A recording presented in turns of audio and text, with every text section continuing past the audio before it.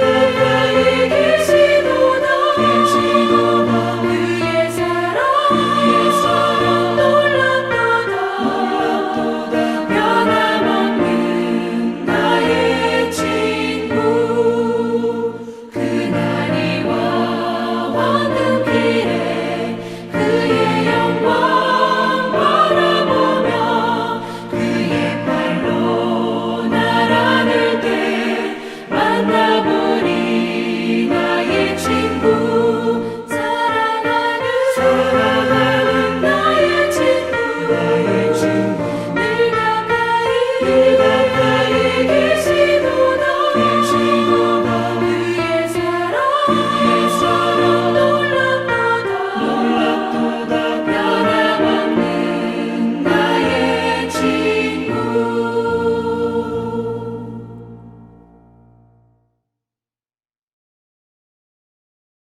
목회와 신학에 이런 글이 실린 것을 본 적이 있습니다. 성경에 창세기부터 요한계시록까지 온전히 이 성경은 은혜의 메시지고 마치 머리에서부터 신경세포가 실핏줄처럼 머리끝에서 발끝까지 쫙 연결이 되어 있는 것처럼 성경은 온전히 하나님의 은혜의 메시지로 연결이 되어 있다. 우리를 창조하신 이야기부터 시작해서 하나님께서 인류의 죄악을 보시고 물로 심판하실 노아의 이야기, 창세기 6장 8절에 보면 노아는 여호와께 은혜를 입었더라 라고 되어 있는데 노아는 죄악이 관영했던 그 시대에 당대의 의인이라고 기록하고 있습니다. 그런데 이 말씀은 노아가 의인이었기 때문에 구원을 받은 것이 아니라 하나님의 은혜를 입었기 때문에 구원을 받았다라고 말씀하고 있습니다. 이 세상에 죄인도 있고 악인도 있습니다. 중요한 것은 우리들이 가지고 있는 죄와 악이라고 하는 그런 기준에 대한 문제가 아니라 하나님의 은혜가 없이는 아무도 하나님의 은혜를 입을 사람이 없다는 거예요. 이어서 창세기 12장부터 아브라함과 이삭과 야곱, 요셉의 이야기들이 이어집니다. 그들은 우리의 믿음의 조상이라고 일컬어집니다. 근데 성경을 가만히 보면 그들이 믿음의 조상이 될 수 있었던 것은 그들이 충분한 믿음을 가졌기 때문이 아니라 하나님께서 끝까지 그들을 붙잡아 주셨던 은혜로 말미암아 그들은 우리의 믿음의 조상이라 불리움을 받게 됩니다. 민수기로 넘어와서 6장 24절부터 26절까지 말씀 보면 개인적으로 굉장히 좋아하는 말씀인데 우리 같이 한번 한 목소리로 봉독해 보겠습니다. 다 같이 여호와는 내게 복을 주시고 너를 지키시기를 원하며 여호와는 그의 얼굴을 내게 비추사 은혜 베푸시기를 원하며 여호와는 그 얼굴을 내게로 향하여 드사 평강 주시기를 원하노라 할지어다. 이 말씀은 하나님께서 모세에게 아론과 제사장들에게 이 말씀을 전하라고 하신 말씀입니다. 제가 이 말씀을 개인적으로 좋아하는 이유 가운데 하나는 이 말씀을 통해 제가 교인들을 위하여 기도하는 것이 얼마나 위대한 일인지를 깨달았기 때문입니다. 하나님께서 목회자인 저에게 제사장직을 수행하는 저에게 주신 놀라운 명령 중에 하나가 하나님께서 너희에게 은혜 주시기를 원한다고 하는 것을 선포하라는 말씀이었어요. 전 개인적으로 이 말씀이 제 목회에 굉장히 큰 도움이 되었던 말씀입니다. 여러분, 이 말씀은요, 이스라엘 백성이 40년 동안 광야를 지나는 동안 가나안 땅에 들어왔으나 여전히 하나님 앞에 패역한 세대들이었던 그들에게 하신 말씀입니다. 바로 패역한 세대들에게 끊이지 아니하는 하나님 아버지의 마음, 나는 너에게 평강과 은혜를 주기를 원한다. 바로 하나님의 마음이었습니다. 신약으로 넘어와 예수 그리스도께서 성육신 되신 의미에 대해서 요한복음 1장 14절이 이렇게 말씀합니다. 같이 봉독하죠. 말씀이 육신이 되어 우리 가운데 거하심에 우리가 그의 영광을 보니 아버지의 독생자의 영광이요 은혜와 진리가 충만하더라. 은혜와 진리가 충만하더라. 지난주에도 저는 여러분들에게 은혜와 진리는 위배되는 것이 아니다라는 말씀을 드렸습니다. 성경은 우리들에게 분명히 증거하는데 예수 그리스도는 진리이기 때문에 진리가 들어가는 곳에 비진리가 드러나고 예수 그리스도가 빛이기 때문에 어두움이 물러간다고 말씀합니다. 그러니까 복음이 있는 곳에는 정의가 진리가 드러나게 되어 있는데 중요한 것은 그것으로 그치는 것이 아니라 그 가운데 은혜도 충만했다. 이것이 복음입니다. 요즘 계속해서 우리 대한민국, 우리 국민들, 우리 크리스찬뿐만 아니라 모든 사람들이 참 힘이 듭니다. 수치스럽기도 하고, 나라가 왜 이렇게 되었나. 어제는 최대의 인파가 촛불을 들고 광화문에 모였다는 그런 기사도 보게 됩니다. 제가 이번 월요일에 페북에 그런 글을 썼어요. 저에게는 한 가지 염려가 있어요. 뭐냐면 잘못된 것을 바로잡고 불의한 것에 정의가 선포되고 주의 공의가 하수같이 흘러야 되는 것, 이것은 분명히 하나님의 말씀인 것이 분명합니다. 그러니까 우리가 촛불을 들고 나가서 불의한 것들을 드러내는 것은 하나도 잘못된 것이 아닙니다. 두려움은 무엇이냐면 혹시 우리가 이야기하는 정의가 증오로 끝나면 어떡하나. 이 문제들이 다 해결되고 난 다음에 또 다른 복수와 또 다른 미움과 증오들이 우리 민족 가운데 일어난다면 우리는 또 다른 비극을 또 경험해야 되는 것이 아닌가. 그러면서 제가 황당한 생각을 한번 해봤어요. 그냥 제 생각입니다. 그냥 교인들에게 문자를 한번 전체 다 이렇게 보내가지고 우리 촛불을 들고 광화문으로 갈 게 아니라 우리 촛불을 들고 교회로 모입시다. 그래서 촛불을 들고 우리가 한번 이 동네를 한번 다 돌고 하나님 앞에 이 촛불이 어둠을 물리치는 것처럼 정의가 선포된과 더불어 우리들이 하나님의 은혜를 선포하며 우리들이 기도할 필요가 있지 않을까. 요즘 제 마음 가운데는 나라와 민족을 위해 기도해야 되겠다는 마음들이 계속 드는 거예요. 언제부터인가? 크리스마스가 돼도 하나님의 은혜라고 하는 말을 찾아보기가 너무 힘들어졌어요. 요즘은 캐롤도 틀어주지를 못한다는 거예요. 저작권 문제 때문에 돈을 줘야 되기 때문에 백화점에서도 캐롤을 틀지 못한다는 거예요. 크리스마스가 되면 이때만이라도 예수님께서 이 땅에 오신 의미를 가지고 고아원으로 양로원으로 찾아졌던 이 크리스마스의 새벽송을 돌던 우리들의 그 모습들도 다 사라져버리고 여기저기서 정의를 외치지만 은혜가 사라져버린 이 땅이 얼마나 위험할까라는 생각이 제 마음속에 드는 것, 그것이 두려움이기도 합니다. 진리만 선포되고 은혜가 없는 것은 정죄만 남습니다. 그런데요, 은혜만 선포되고 진리가 드러나지 않는 것은 방종만 남습니다. 결국 우리들이 믿음으로 고백하고 우리 크리스찬들이 가져야 될 은혜와 진리가 충만한 하나님의 은혜는 무엇인가? 아마 우리들에게 큰 숙제를, 기도 제목을 우리들에게 던져주셨다는 생각이 들어요. 사도 바울은 하나님의 은혜, 주님의 은혜를 경험하는 후에 고린도전서 15장 10절에서 이렇게 고백합니다. 그러나 내가 나 된 것은 하나님의 은혜로 된 것이니 내게 주신 그의 은혜가 헛되지 아니하여 내가 모든 사도보다 더 많이 수고하였으나 내가 한 것이 아니요 오직 나와 함께 하신 하나님의 은혜로다. 사도 바울이 깨닫게 된 게 있어요. 사도 바울은 참 치열하게 살았던 사람이거든요. 하나님의 은혜를 알고 난 후에 그는 목숨을 걸고 치열하게 복음을 전했던 사람입니다.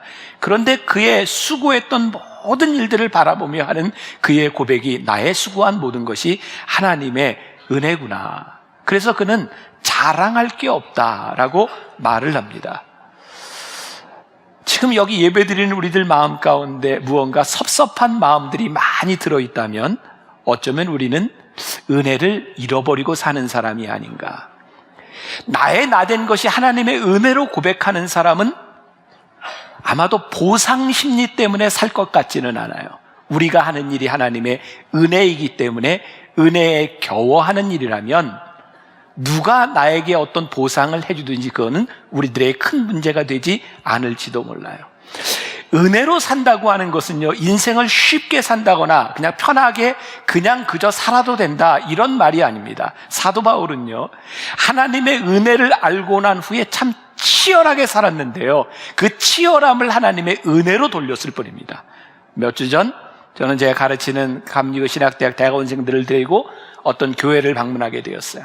젊은 목사님이 참 어려운 교회에 와서 수년 동안 수고하면서 교회가 안정되고 잘 성장됐어요. 목사님이 학생들에게 이런 이야기를 해요. 제가 이 교회에 와서 제 인생의 120%를 산 것 같습니다. 몸이 아프고, 그래서 요즘은 조금 천천히 80%를 삽니다. 그랬더니 참 편안하고 평안합니다. 제가 학생들에게 이렇게 말을 했어요. 저 목사님이 이야기하는 것은 120%를 살아본 사람만이 할 수 있는 말입니다. 80%를 사는 사람은 절대로 저런 말을 할 수 없습니다. 여러분, 우리가 하나님의 은혜로 살고 그 은혜가 하나님께로부터 왔다고 하는 것은 하나님의 은혜 때문에 치열하게 살아본 사람만이 나의 나된 것은 하나님의 은혜라고 말할 수 있는 거예요. 우리들이 하나님의 은혜 때문에 대충 살아가도 용서하고 하나님의 은혜로 살아간다, 그런 의미는 아닌 것 같습니다. 하나님의 은혜를 아는 사람들은 수고합니다. 그러나 그 은혜가 하나님 때문이라고 하는 것을 고백합니다. 하나님의 은혜로 사는 사람은 결과나 업적에 연연하지 않습니다. 왜냐하면 하나님의 은혜로 내가 살아가는 것이 은혜이기 때문입니다. 요한계시록 마지막에 이런 구절이 있어요. 주 예수의 은혜가 모든 자들에게 있을지어다. 제가 부분만 발췌했지만 창세기부터 요한계시록까지 은혜의 이야기인 것만은 분명합니다. 그리고 이 은혜는 모든 이들에게 필요한 것이에요. 제가 지난주에 리 스트로벨의 은혜, 하나님의 은혜 중에 한 이야기를 소개했는데 오늘도 한 사람의 이야기를 소개하려고 합니다. 오늘 이야기의 주인공은 크레이그 헤이즌이라는 사람입니다. 여러분들이 이 이름을 기억하기도 힘들고 기억할 필요도 없습니다. 크레이그 헤이즌, 기억 안 하셔도 괜찮아요. 크레이그 헤이즌이라는 사람인데요, 이 사람은 이 책에서요 자신의 이야기를 하는데, 여러분들 이런 거 있죠? 그 수능을 봤는데 전국 1등을 한 거예요. 기자들이 와서 묻습니다. 어떻게 이렇게 공부를 했습니까? 저 별로 한 거 없어요. 그냥 공부가 제일 쉬웠어요. 재수 없죠. 운동을 잘하는 운동선수, 프로선수에게 어떻게 이렇게 운동을 잘하세요? 그냥 하다 보니 되대요. 이렇게 얘기하는 사람, 이 크레이그 헤이즌이라고 하는 사람은 그런 사람이었던 것 같아요. 공부도 잘하고 착하고 정말 법 없이도 살만한 그런 사람. 그는 우등생이었고요. 그래서 사람들이 보기에도, 자기 자신이 보기에도 나는 하나님이 필요 없어 라고 생각하는 그런 사람입니다. 근데 어느 날 학교의 캠퍼스에서 아주 귀여운 여학생이 그에게 전도를 했고, 그에게 부족한 마음 때문이 아니라 그 학생을 따라 전도 집회에 갔다가 하나님을 고백하게 됩니다.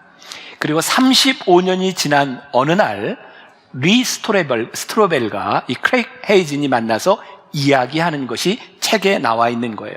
캘리포니아에 있는 바이올라 대학은 소위 복음주의의 보루라고 하는데, 그 학교에서 크레이그 헤이즌은 생물학을 가르치고 철학을 가르치고 종교학을 가르치는 다방면에 뛰어난 학자였습니다.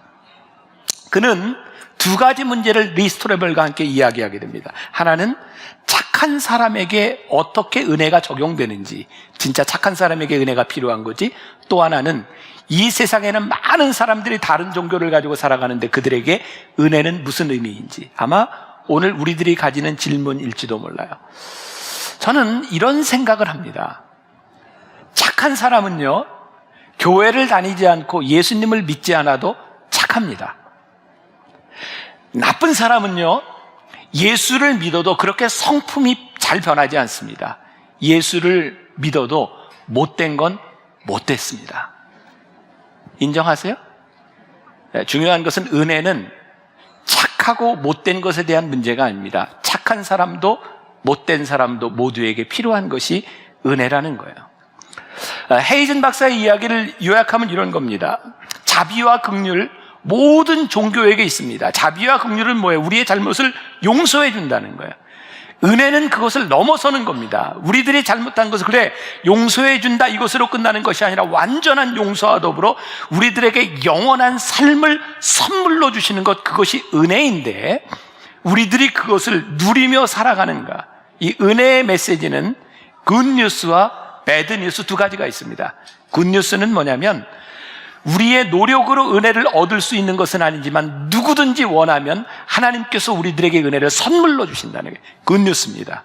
배드뉴스는 뭐냐면 우리의 공로로 얻는 것이 아니라 누구든지 얻을 수 있는 이 은혜가 죄를 인식하지 못하는 한 절대로 우리들에게 은혜로 임하지 않는다는 겁니다.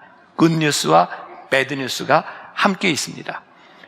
죄를 인식한다고 하는 것, 이것은 무엇일까요? 죄로 인하여 우리 인간은 하나님과 우리들 사이에 뛰어넘을 수 없는 간극이 생겼다는 거예요. 이렇게 설명합니다. 어떤 사람이 태평양의 한 부두에서 점프를 해서 저 하와이까지 뛰려고 합니다. 자, 이 사람이 이제 점프를 하기 위해서 연습을 해요. 열심히 연습하면 조금 더 나아집니다. 좋은 신발을 신으면 조금 더 뛸 수 있어요. 좋은 코치에게 코칭을 받으면 조금 더 뛸 수 있습니다. 그러나 절대로 하와이까지 뛸 수 있는 방법은 없습니다. 죄로 인하여 하나님과 우리들 사이에 갈라진 이 간극은 마치 우리가 조금 줄일 수 있는 것처럼 느끼지만 절대로 뛰어넘을 수 없는 것이다. 그래서 우리들에게 하나님의 은혜가 필요합니다라고 고백하는 것, 그것이 하나님의 은혜를 유일하게 우리들이 얻을 수 있는 방법이에요. 헤이즐 박사는 이렇게 이야기를 합니다. 자기는 착한 사람이었지만 여전히 하나님 앞에 죄인이었고, 딱히 뭐라고 말할 수는 없지만 하나님을 알기 전에 자기 속에 있었던 불안감과 소외감을 겪고 있었다. 그가 어느 날 집회에서 은혜를 받고 난 이후 한 두어 해가 지나서 그 캠퍼스에서 어떤 사람들이 와서 전도 집회를 하고 있었습니다. 젊은이들이 위에 올라가서 사람들에게 이야기를 합니다. 자기는 술에 찌들어 살았고 나쁜 짓을 하며 살았는데 주님이 찾아와서 나를 건져주셨습니다. 그 얘기를 듣는 순간 헤이즌 박사는 나도 저기 올라가서 간증을 하고 싶다. 그런데 다른 간증을 하고 싶다. 그 간증의 내용은 나는 술에 쩔어 살지 않았습니다. 나는 사회의 쓰레기도 아닙니다. 나는 장래가 매우 촉망되는 사람입니다. 모두가 제가 성공 가도를 갈 것이라고 생각했습니다. 그런 저에게도 하나님의 은혜가 필요했습니다. 나는 그런 간증을 하고 싶습니다. 예절 바르고 A역점을 받고 공손하고 사람들에게 친절했는데 정말 중요한 것은 이거는 사소한 문제라는 겁니다. 거룩하신 하나님 앞에 나는 반항하고 있었습니다. 하나님이 필요 없다고 할 때 나에게 찾아왔던 불안과 소외감, 그것은 하나님께 대한 반항이었습니다. 나는 하나님의 은혜가 필요한 사람입니다. 그렇게 간증하고 싶다는. 로마서 3장 23절에 우리가 잘 아는 말씀이 있습니다. 모든 사람이 죄를 범하였음에 하나님의 영광에 이르지 못하더니, 죄를 범했다라고 하는 건 선언임과 동시에 과거형입니다. 우리 인간들 중에 누구도 죄를 범하지 않은 사람은 없다. 이것이 성경의 선언입니다. 필립 얀시는 아이를 조건적으로 기르면 그 아이는 예민해지고 정서가 불안해질 것이다 라고 말을 합니다. 그렇죠. 우리가 자녀를 키우는데 너 심부름하면 뭘 주고 아빠 말 들으면 뭘 하고 이렇게 키운다면, 우리들에게 사랑을 주지 않고 조건적으로 네가 얻을 수 있는 것을 이야기한다면 이 아이는 너무너무 예민해지고 조건적이 될 것이라는 거죠. 여러분, 우리가 하나님과의 관계에 있어서 우리들이 조건적으로 하나님 앞에 얻을 수 있다고 생각한다면 어떻게 우리들이 그것을 충족시킬 수 있겠습니까?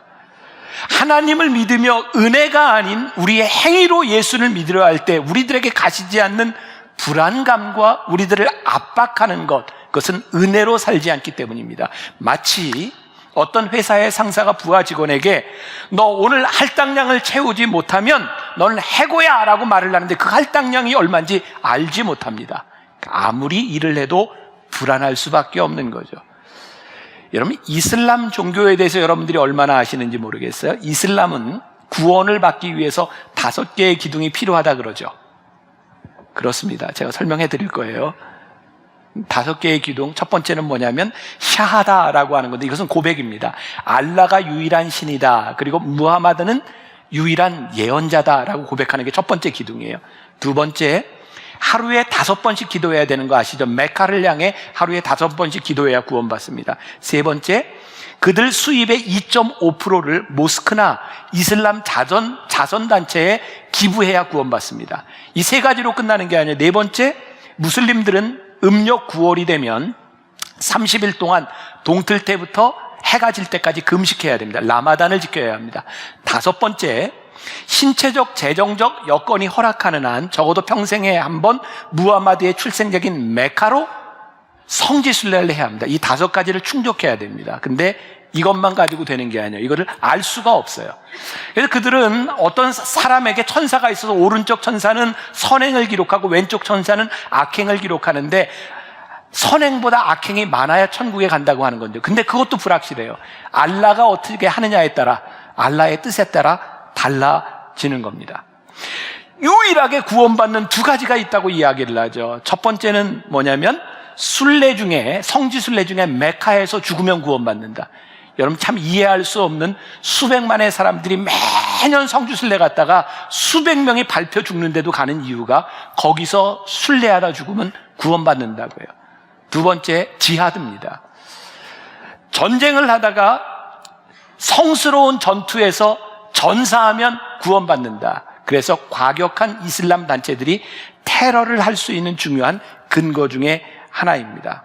그러나 본질상 이슬람교는 신을 기쁘시게 하는 것으로 애쓰지만 그것으로 낙원을 보상받지 못합니다. 그들에겐 확신이 없습니다. 오늘 우리들에게 있어서 이 중요한 이 이슬람 이야기를 들었지만 다른 종교에서도 마찬가지입니다. 계속해서 행위를 이야기합니다. 구원의 이야기, 은혜의 이야기를 가장 명확하게 들려주는 것 중에 하나가 누가복음 15장의 탕자의 비유입니다. 그럼 탕자의 비유 아시죠? 이 탕자의 비유를 통해서 예수님께서 우리들에게 가르치시기를 하시는 아주 복음의 본질적인 부분이 있습니다. 탕자의 비유의 주인공이 누굴까요? 탕자겠죠? 또 하나의 주인공을 꼽으라면 탕자의 아버지겠죠? 요즘은 성경을 이렇게 새롭게 해석하면서 주인공이 세 명이 됩니다. 탕자와 탕자의 형, 아버지. 근데 이 셋의 관계를 정확히 보아야 하나님의 은혜가 무엇인지를 우리들이 이해할 수 있습니다. 이 탕자는요, 진짜 나쁜 놈이죠. 그죠? 아니, 아버지가 살아있는데 유산을 미리 달라 그래서 그걸 가지고 나가 다 써버립니다. 옛날 근동 지방의 예수님 당시의 그런 윤리관을 가지고는 도저히 용납이 안 되는 사람입니다. 가서 성공이라도 했으면 좋은데 다 나쁜 짓하고 탕진하고 돌아옵니다. 온누리교회 이재훈 목사님이 쓴 은혜가 마르지 않는다라고 하는 책에 보면, 여러분 주보에 소개해드렸어요. 이 책에 이 탕자의 이야기를 정말 잘 설명해 놓았습니다. 이 탕자는요, 아버지가 보고 싶어서 돌아온 것이 아닙니다. 탕자가 회개하고 성자가 돼서 돌아온 것이 아닙니다. 그는 단지 더 이상 먹을 것이 없어서 아버지를 기억하고 돌아옵니다. 자, 우리들의 모습을 보세요. 여러분들 중에 성자가 되어서 모든 죄를 다 이렇게 정리하고 하나님 앞에 돌아온 사람이 누가 있을까요? 여러분들이 하나님을 만났던 동기를 한번 생각해 보세요. 누군가는 육체의 질병 가운데 힘들어한 때 부르짖어 기도하다가 하나님을 만났고, 누군가는 남편과 자식의 문제로 힘들어하다가 하나님에 나왔고, 결국은 하나님 아버지가 보고 싶어서 나온 동기보다 우리 인생의 문제를 가지고 나온 사람들이 훨씬 더 많습니다. 그 탕자도 그렇게 하나님께 나왔고요. 아버지는 아들이 회개하지 않았는데도 멀리 떠나 허랑방탕했던 그 아들을 이미 용서하고 기다리고 있었습니다. 이것이 은혜입니다. 문제는 작은 아들이 이 아버지의 은혜를 입었음에도 불구하고 그는 끊임없이 뭐라고 얘기하냐면 나는 자격이 없습니다 라고 말을 합니다. 아버지가 송아지를 잡고 잔치를 베풀어 주는데 이 아들은 이야기합니다. 저는 자격이 없습니다. 일꾼으로만 써주셔도 감사하겠습니다. 그런데 이러한 반응들이 우리들에게도 있다는 거예요. 하나님께서 우리들에게 원하시는 것은 우리들이 어떤 동기를 가지고 어떤 모습으로 왔든지 간에 내가 너를 기다렸으므로 너와 나와 새로운 관계가 회복됨으로 인하여 내가 너희를 위하여 베푼 이 잔치에 참여하여 이 기쁨을 누리자라고 말을 하는데, 우리들이 이 기쁨을 누리지 못하고 나는 자격이 없습니다 라고 말을 하면 하나님이 기뻐하시지 않습니다. 오늘 여기 있는 여러분들, 우리들 모두가 어떤 사람은 착한 사람도 있고 어떤 사람은 나쁜 놈도 있어요. 성격이 좋은 분도 있고 성격이 나쁜 분도 있어요. 그죠? 근데 이거 큰 문제되지 않는다는 거예요. 하나님은 우리의 자격을 보고 부르신 것이 아니라 우리를 기다리고 계셨다. 그래서 이 은혜를 누리자. 이번 한 주간 저는 이 말씀을 붙들고 이 은혜를 어떻게 설명하지? 그러면서 한 주간을 지났어요. 그냥 저에게 있었던 일, 그 은혜를 생각하게 하는 일, 제가 그제 금요일에 한라산에 등산을 했어요. 그제. 제주도에 있는 좀 작은 교회, 어려운 교회 젊은 교역자들을 제가 좀 이렇게 격려하고 싶고, 그래서 함께 등산을 하자. 그리고 이제 불렀어요. 한 7명 정도가 모였습니다. 제가 영실이라고 하는 곳에서 이렇게 이제 한라산 정상까지는 못 가고 윗세오름이라고 하는 곳까지 이렇게 가게 되었고요. 거기에서 우리 젊은 목회자들에게 내가 오늘 여러분들과 같이 등산한 건 내가 좀 위로하고 맛있는 것 좀 사주고 싶으니까 집에 혹시 사모님들 연락해서 같이 오라고, 무얼 먹고 싶냐고 이렇게 이야기를 했더니 대답을 잘 못해요. 괜찮아요, 뭐든지 얘기하세요. 그랬더니 이렇게 자기들끼리 눈빛이 오고 가더니 뭐 흑돼지나 회 뭐 이런 걸 얘기하더라고요. 그래서 그게 진짜 먹고 싶은 거냐고 그랬더니 말을 못해. 진짜 먹고 싶은 거 얘기하라고. 그랬더니 또 눈빛이 오고 가더니 사실은 정말 꼭 가족과 함께 가보고 싶은 곳이 있었대요. 근데 그것을 갈 수 있는 형편이 못한대요. 꼭 한번 가보고 싶었대요. 아마 제주에 있는 사람들이 송년회 꼭 한번 가보고 싶은 곳이래요. 괜찮아요, 얘기하세요. 제가 그 정도 실력은 됩니다. 사줄 수 있으니까 얘기하세요. 그랬더니 그때 이야기를 합니다. 어딘지는 안 가르쳐 드립니다. 그곳인데요, 제가 거기에 함께 갔어요. 그러면서 제가 이런 생각을 한 거예요. 나는 이미 무언가를 해주고 싶은 마음, 그것이 있는데 이것을 이야기하는 것이 쉽지 않구나. 그제가 그랬고요. 어제 우리 교회에서 45명이 등산 선교회에서 또 등산을 하러 한라산을 왔어요. 제가 어제도 한라산을 갔습니다. 지금 서 있는 게 아주 힘이 듭니다. 제가 금요일 날 밤에 전화를 하는데 아침은 어떻게 해요? 물어봤더니 김밥을 준비했습니다. 점심은 김밥 싸가지고 갑니다. 뭐 먹을 수가 없잖아요. 내가 뭘 해줄 수 있을까요? 그래서 제가 금요일 날 밤에 제가 알고 있는 곳에 가서 귤을, 맛있는 곳에 가서 이제 귤을 준비해서, 물론 제가 이제 알고 있는 사람도 있고 해서 큰 귤 박스인데 저는 1,000원에 가져가라고 하는 걸 가지고 왔어요. 한 박스. 늘 그런 건 아닙니다. 그냥 1,000원에. 그래서 와서 이제 아침에 일찍 가서 귤을 놓고 드세요. 그랬어요. 이런 생각을 했어요. 제가 그 귤을 들고 와서 교인들에게 드세요라고 하는데, 교인들 중에 혹시 목사님 그렇게 저녁에 수고해서 어떻게 우리가 이걸 어떻게 먹어요? 이렇게 막 이야기한다면 제 마음이 기쁠까요? 저의 기쁨은 교인들이 맛있게 먹는 거예요. 담임 목사로서 교인을 위해 어젯밤 수고한 것으로 인하여 교인들이 맛있게 먹을 수 있다면 제 마음이 제일 기쁜 거예요. 하나님의 마음이 이렇겠구나. 우리를 위하여 하나님이 베풀어 주신 그 은혜는 우리의 자격이 아니라 이렇게 해도 돼요라고 하는 차원의 문제가 아니라 하나님 아버지께서 우리들에게 베풀어 주신 은혜는 우리가 기꺼이 즐기고 기꺼이 그 자리에 참여할 때 하나님께서 참 기뻐하시는 거구나. 아버지의 은혜, 나는 아들이라 부를 자격이 없습니다라고 하는 것은 겸손이 아니라 은혜를 거부하는 일이구나. 아버지는 기쁨에 넘쳐서 잔치를 베풀고 있는데 아들은 내가 선행을 쌓아서 자격을 갖추겠습니다 라고 이야기할 때 하나님 아버지의 마음이 그것 때문에 기쁘지는 않겠구나. 함께 기뻐하는 것, 누림이 은혜다. 중요한 것, 큰아들로 넘어가 봅니다. 작은 아들은 부족감 때문에 은혜를 누리지 못했다면 큰 아들은 스스로 넘친다고 하는 생각으로 인하여 은혜를 누리지 못합니다. 우리가 잘 아는 렘브란트의 탕자의 귀향이라고 하는 그림이 있습니다. 렘브란트는요, 그림을 그릴 때 제가 모스크바 에르미타지 박물관에 가서 이렇게 그림에 대한 것을 듣는데, 이 렘브란트는 빛을 가지고 중요한 것들을 잘 표현했답니다. 그리고 무언가 이유가 있다 그래요. 저기 아버지의 손, 저기도 빛이 있고 저기 숨어서 보는 큰아들의 모습이 있습니다. 렘브란트는 저 그림에서 아버지와 아들의 모습뿐만 아니라 숨어서 그 아버지와 아들을 바라보며 화나 있는 모습을 그립니다. 큰아들은요, 아버지가 기쁨으로 배설한 그 잔치에 기뻐하지 못합니다. 왜냐하면 그 동생을 바라보며 자기의 동생이 아니라 당신의 아들이라고 이야기하면 그는 자격이 없다고 생각하며 그 은혜를 경험하지 못합니다. 은혜를 누리지 못하는 것은 두 가지가 있는 것 같아요. 하나는 나에게 자격이 없다라고 생각하는 것, 또 하나는 그 사람에게는 은혜를 입을 만한 가치가 없다고 생각하는, 아니 나는 이 사람보다 자격이 낮다라고 생각하는 것, 그것이 은혜를 경험하지 못하게 합니다. 오늘 말씀의 제목, 모든 사람에게 은혜가 필요하다. 어떤 삶을 살았던 하나님의 은혜에서 제외될 사람은 아무도 없다.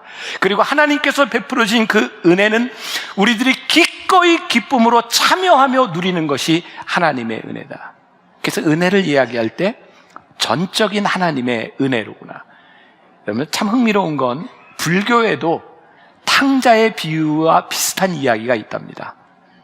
아버지께 돌아오는데 이 탕자는 자기 잘못한 것을 갚기 위하여 25년 동안 수행을 합니다.